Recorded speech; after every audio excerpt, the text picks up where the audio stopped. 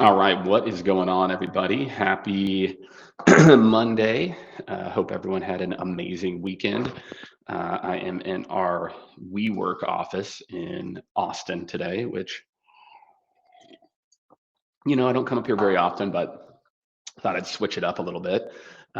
So, pumped for the conversation today. It should be a really, really good one where we're going to go deep on some of the topics around innovative seller, specifically I'm going to talk a little bit about a workshop that I did in um, here in Austin last week for SaaS Doc. So if you weren't in Austin last week, or if you were in Austin last week, this will be a good I don't know reminder for you on uh, on what uh, on what I talked through. If you weren't in Austin last week, then this will be brand new, and you're going to be pumped. You're going to be excited about it.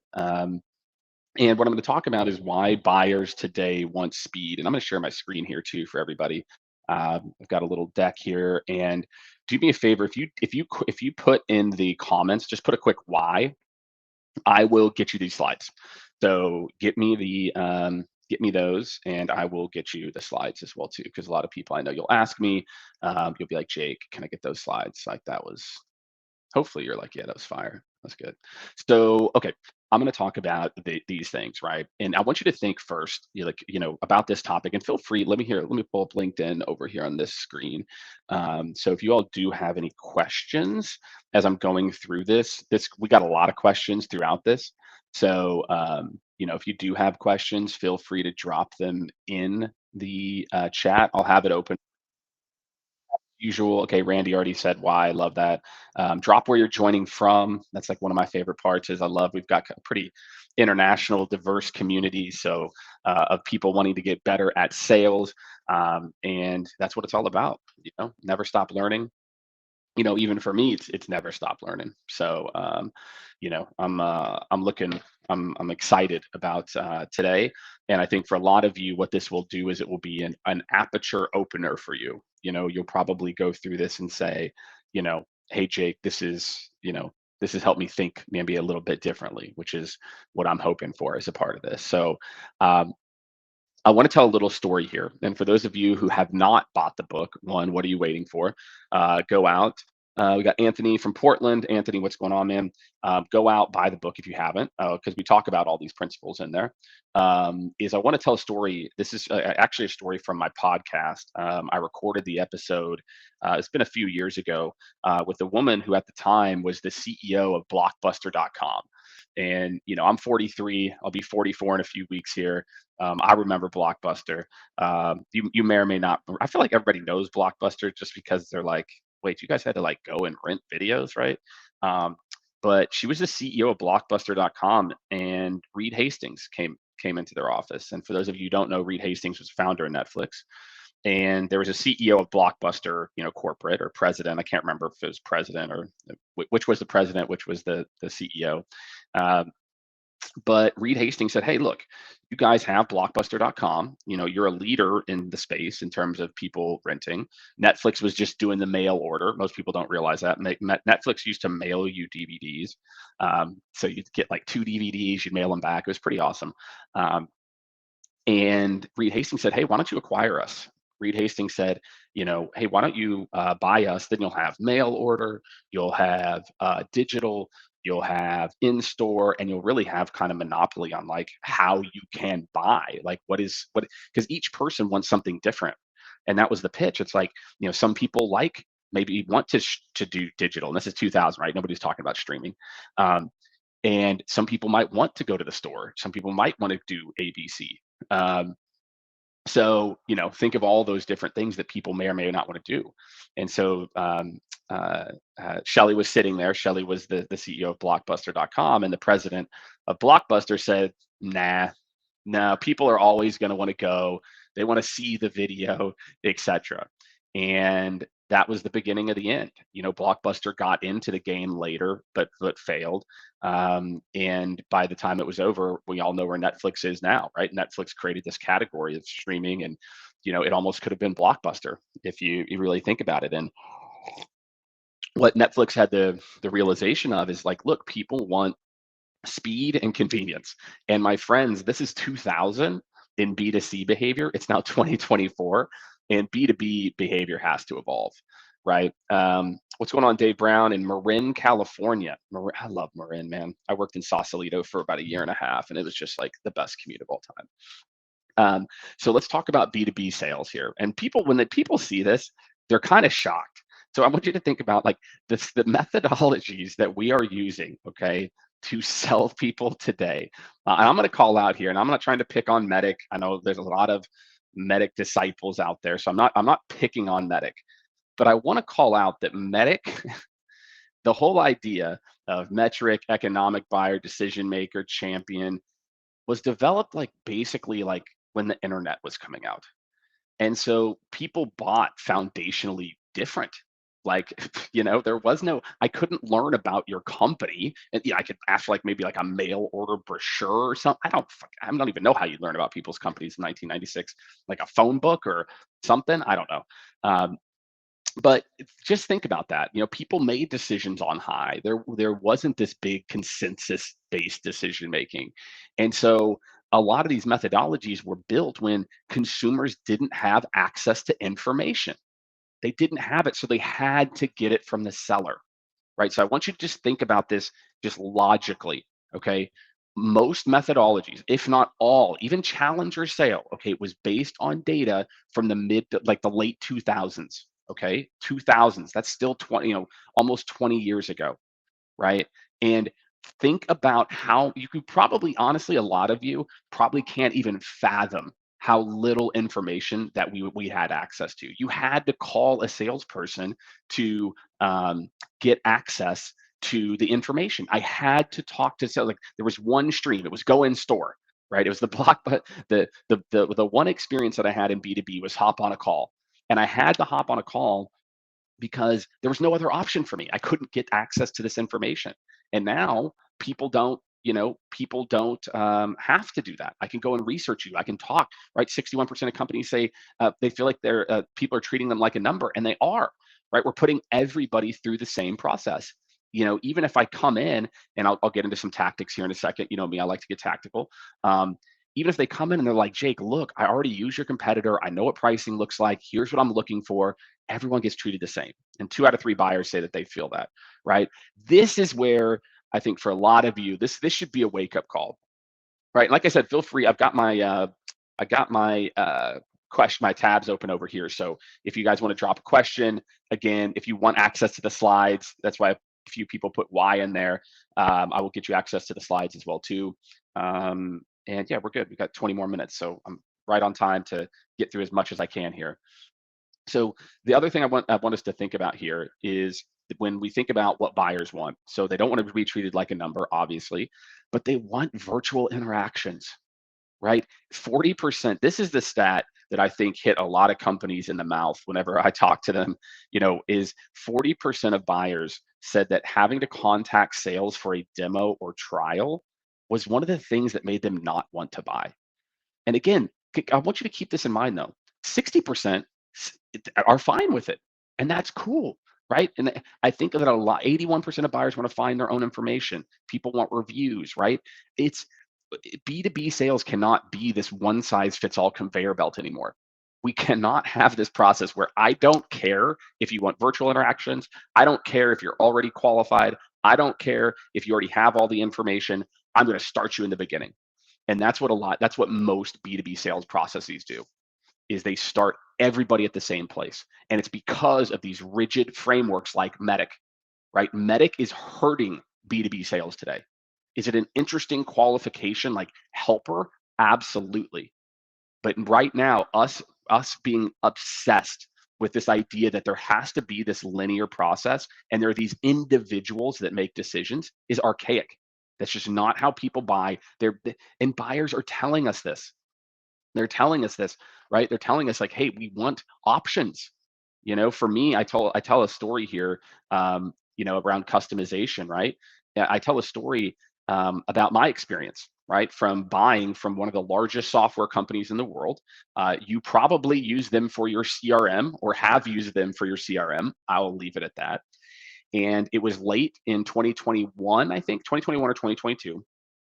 And I wanted to prepay for the year. And so, obviously it took me probably 2 days to lock down a rep and say, hey, who's the rep for this? Um, Finally got a hold of the rep, and the rep's like, hey, Jake, can we, digitally, hey, Jake, can we hop on a call? And this is like the week before the end of the year. And I needed to get this thing paid for, and our company shuts down between Christmas and New Year.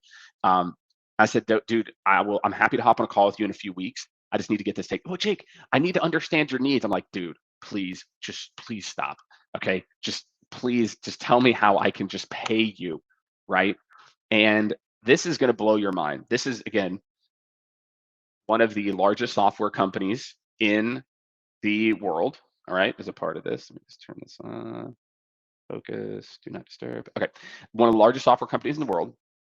And do you know how I had to pay? Take a guess at how I had to pay. I had to pay with a PDF that they had sent me, and I had to write my credit card number down on the PDF, take a picture of it, and send it back to them. There was no option to just run my credit card for $40,000. My friends, there is a lot of people that want to run their credit card for $40,000 today. Okay, as a part of this. So again, it's just thinking about, you know, how we sell, and why we have to change. Like it's not, someone was asking me on a webinar I did last week about, are salespeople with AI, are they obsolete, or whatever it is. And I said, um, sales to me is at a pivot point. And I tend to be not the most, I can be optimistic at times, but there's one route that we go where we enter this new golden era of sales, where we become more nimble. We really start to adapt to customer behavior. We have multiple modalities and ways that people can interact with us, et cetera, which most companies don't. 90+% of companies don't. Or we go the other route, which is we continue to do these processes, where we're trying to automate everything. We don't hit numbers, and salespeople become less and less obsolete, or less and less relevant, because they're not able to add value. And so if we want to, we have to realize the human in the loop, we as people, and think about yourselves. We did the workshop, I think there's probably 40 or 50 people in it. And I was like, how many of you, the last time you bought software, there's some VPs in the room too, were annoyed by the experience? And like, hands are just flying up. And it's like, that's the experience that I love how Kim put it here, that sales is becoming the facilitator, not the gatekeeper. That's exactly right. And nobody has time for that, right? So it's like, it's funny. It's like the same sales leaders that are raising their hand about how terrible the experience is, like, oh my God, I already knew I'd have to go through the process, it sucked. And it's like, well, what are you doing about it? If you know that the process sucks. So I'm going to spend the next 15 minutes telling you what you can do about it. So I'm going to talk about a couple of concepts here. The first is called NTENT. And this was, I had finished the book. So I had finished Innovative Seller. It was baked. And I'm sitting there, I'm like, literally my last draft is due before it goes to the printer. And I'm sitting there, and I can't remember, maybe I just woke up or something. And I'm like, something is missing. And I was like, wait, so people are going to, get Innovative Seller. They're going to see these different ways they can customize their journey, and then they're going to still use Medic. And I was like, that just doesn't feel right. Like, it doesn't fit, And so I started to think, I was like, okay, let's throw out how we've thought about the term qualification or consultation. Let's just throw it out. And instead, let's flip this and think from the buyer's perspective. What are the things that a buyer signals, and that you would be okay to share with them, right? I've always felt like BANT and those things. It's like, would you ever tell someone they're being banted? Probably not. Or even medicked. Are you the economic buyer? So I started to think about, how do customers actually want to buy today? And is there a way that you can build a process or a methodology that equates for multiple ways for people to buy? And the answer is yes. And so that's really where Intent was born, where it was at the 11th hour, and I basically was like, I need something. And then it just kind of fit, and it worked. So that's what I'm going to share with you now. If you've already read the book, then this will be a good, opportunity for you to, you know, get ahead of it, or, maybe get reintroduced to it if you haven't. I'm also going to drop, if you haven't already signed up, I'm going to drop in here a link. There's my LinkedIn. I'm going to drop in a link to the community. So we've got our Innovative Seller community, that you all should sign up for. It's like $9 a month. We literally just launched in it a free Chat GPT for Sales course. We've got a LinkedIn training in there. We've got a whole bunch of other things as well too. Um, yeah, for instance, urgency. Yeah, I like what Dave put in here. Most buyer journey is complicated or completed before a salesperson has a chance to influence. Um, that's so spot on, right? Is like, but we still keep David. The interesting part is we still keep acting like they're all starting at the very beginning, even though we know that that's true. So let's talk about intent, okay, and why I honed in on just these things: next steps, teams, education, numerical priority, and time to impact. So first, I'll talk about next steps. Today, people are inundated with things and priorities, right? You ask the average team, do you have extra bandwidth? And nobody's going to have it. We are losing today to no decision more than ever. We're losing to momentum, to competing priorities more than ever.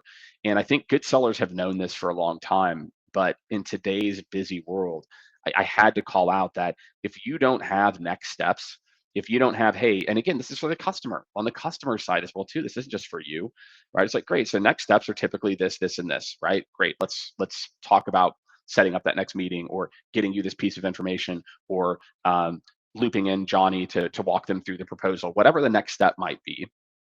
You have to drive next steps. In today's world, if you do not have next steps, the amount of companies I talk to that don't lose deals after step one, they get the first meeting, then usually they can even get the second meeting, but they struggle to drive next steps after the process. They turn the process over to the buyer. They don't buy, they go dark, etc. If you always have next steps, you eliminate the idea of ghosting. You eliminate the idea of people not following up, right? Because even the next step could be like, hey, this isn't going to be a fit. Hey, no problem. Not a fit. Great. Let's move on. Right. The next concept is teams. Okay. This is the shot across the bow for Medic. Um, is today there are two teams that are involved, and honestly, as this idea is evolving, I'm actually thinking about adding a third team concept. There's an end user team. These are the people that need to know what the product does and believe that it can solve a challenge in their day to day. Impact and ROI team. That is a team of people that need to understand what's the implications of this on our business. Okay, and there's overlap. It might be the most senior person in the end user team might also be on the buyer team. That's fine, but each of these moves throughout the deal at their own pace. And so I could have this end user team. We've already done 2 or 3 demos. Great. In the Salesforce, they look at their step 4, right, of our sales 6-step sales process. They're down there, but our impact and ROI team is still at step 0. So now I've got to move them through the process as well too. And I'm telling you right now, somebody signing a contract does not make them a decision maker or an economic buyer. The amount of executives, and again, as somebody who's a CEO, I can tell you this, 30 plus person company, and we're not a big company by any means, that my teams make the decisions. If Brianna on my team comes and says, hey Jake, there's this software we want to use, blah blah blah. Here's the impact. Here's this case study. Blah blah blah. We're going to do it. I'm like, okay, sounds good, right? Like there is no such concept anymore. Or flip that. Let's say I bring something to the table, and there's an end user team, and I'm sold on the impact and ROI, and then somebody who's like 3 levels below me says, Jake, look, it's never going to work. Here's why. We're not ready for it. Blah blah blah. Okay, great, done. So we've got to eliminate this idea of there's a singular decision maker, there's a singular champion. Now we have teams of people that are involved, right? And this number just keeps going up. Okay, last but certainly not least is education. Okay, we have to have parts of our sales process where we are talking about pre-sale, like pre-first call. Here that you guys can. This is a good kind of copy and paste from exactly what I'm going to tell you to do. Before you have a call with someone, I want you to ask them this question. Or I want you to send this email, and you can do a flavor of this email. Hey Kim, really looking forward to the conversation on Thursday. I talked to lots of buyers. Some today, have already, done a bunch of research on the space. They know what their, kind of details they're looking for. They might even use a product already. And so, I want to make sure I'm prepared for the first call. Or others are, new to their journey. They're kind of exploring. Let me know where you fit on that spectrum so I can make sure that we show up prepared for the first call. Do you know what every buyer does when you say that? They're like, oh, thank God. Thank God. Like we can skip ahead to this bullshit. Like we don't. I'm like I'm telling them that I'm already here. They're going to meet me where I'm at, etc. Right. So I want you to think about that in education. I call it vetted, educated, cold, and self-service. So if someone's vetted, maybe that means look, the first call, I've got a solutions engineer on the call. I might even have customer success on the call. If they're educated, maybe I've got my boss on the call, right? So they're not quite all the way to vetted, right? If they're cold, great. Start them at the very beginning of the process. And that might be 50% of your buyers, it might be 60, 70%. But for that other 30%, give them a different experience, right? So think Vex. And then the workshop that I do with this, and you can do this workshop now, is go block out 30 minutes in your calendar. You don't need more than 30 minutes. Probably 15 is fine.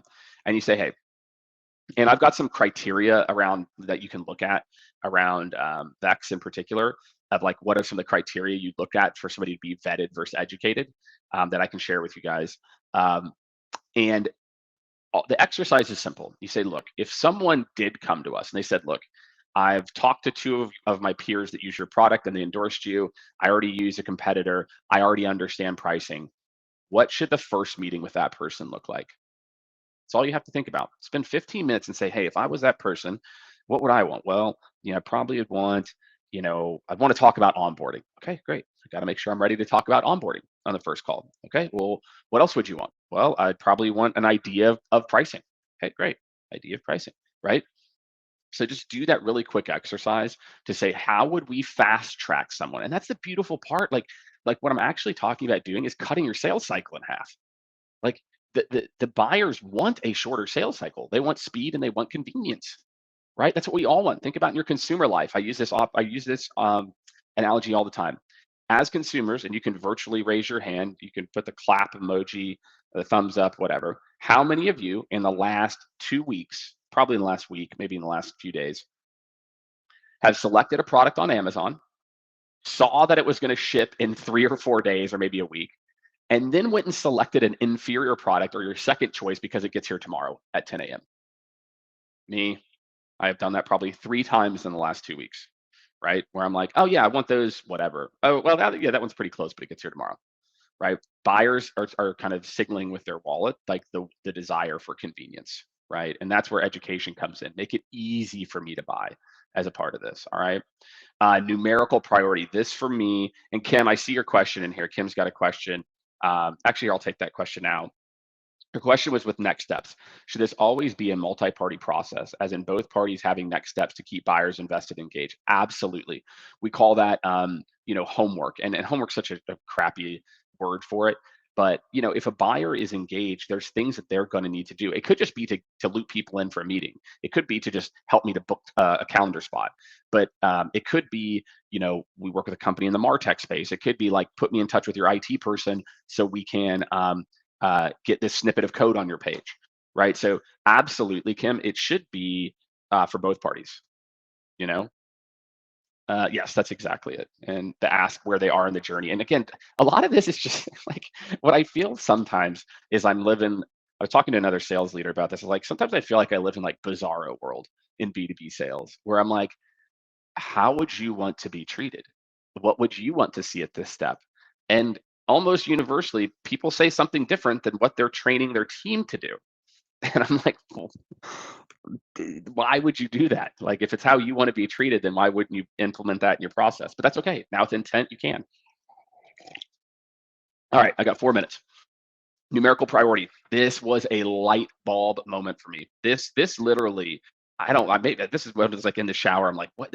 I was like, there has to be something for need or pain. I do believe, like, look, if there's no pain or no issue, there's no deal.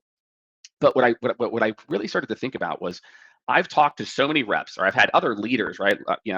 Led leaders of leaders of leaders, and they'll diagnose a call like, yeah, there was a pain, there was a need, and now AI is really shitty at this too. And I'm like, dude, there was no need there. Like that was not it. Like you didn't go deep enough and ask the third layer question to actually get to the need. So like, there's no real need there. And need or pain is subjective. Need or pain is based on my opinion of did I hear need or pain. What's not subjective is this a top 3 numerical priority for you to solve in the next quarter or two? If you are not, my friends, a top 3, maybe top 5 numerical priority, the deal won't get done. We've got too much shit going on and it will not get done. So ask the question instead, When you say, hey, great, what are the top 2 or 3 priorities for this quarter? Well, we're doing this, great. Numerically, like, what you just mentioned, is that truly for your department or your whatever? Is that a top 3 priority? Like, we have to get this done. And what I love about numerical priority is that it's not subjective. It's black or white. And again, the other part is going back to teams. This could be, and nothing equates for this. There's no methodology that equates for this concept, that this could be a top 2 priority or pain for the end user team, but it's a priority 18 for the ROI team, right? It's a priority, 18. And so it's never going to happen because, yes, the end user team said it's a priority 2, but the ROI team said it's a priority 18. So the deal's not going to happen, right? Because they can't get the budget for it. So again, I want you to think about how changing the concept of numerical priority and understanding there's 2 numerical priorities. What is the end user numerical priority? And what is the team that's responsible for return on investments numerical priority? And for both of those, I got to be like a top 5, right? And then last but certainly not least is time to impact. This is where I think Medic got it right, is that as a customer, I give 2 shits about a signed contract. I only care about when this is going to take hold and I'm going to see impact on my business. That's all I care about, right? So think about that, right? If I'm a customer and I want to buy from you, I care about when I receive the utility from what you sell. So, hey, when do you need to see impact by? Making sure that you're anchoring everything to that and not your timeline for them to, purchase, right? And we'll, if you guys do this real quick here before I got to wrap up, you all can scan this and you'll get like this little intent framework. So I'll leave that up there. It's from the framework that I did in SaaS Talk last week, as I mentioned, last Monday, actually. And that's what I got. That's what I got, y'all. So again, if you want to help buyers, if you want to meet customers where they're at today, and you really want to try to build a forward-looking, customer-centric process, implement intent and think about, again, specifically the education process, the VEX process, right, as a part of this. For all of you that hit Y, I will make sure you get the deck. Next week, I'm going to talk about VEX. So I kind of teased it a little bit, this idea of vetted, educated, cold self-service. But next week, I'm going to go deep on it. So get ready for that. Thanks, everyone. Appreciate it. I hope, again, today, my goal is hopefully just kind of get you to expand your aperture a little bit and think, hey, what are we doing to make sure that our process is engineered for speed and convenience and not just how we want to sell? So that's my goal, everyone. I hope everyone had a great week. And I think we'll see you Wednesday. I think me and KD, let me double check for you. I think me and KD are on Wednesday for AI Unleashed. If you haven't signed up for that, what are you waiting for? Yeah, we are this Wednesday. Join me and KD. We're going to talk about everything you need to know around some of the new releases around ChatGPT. ChatGPT 4.0 came out. And so we're going to talk about that on Wednesday. Next week on this show, we'll talk through VEX and go deeper there. So thanks, everyone. Have a great rest of your week, and we'll see you on Wednesday.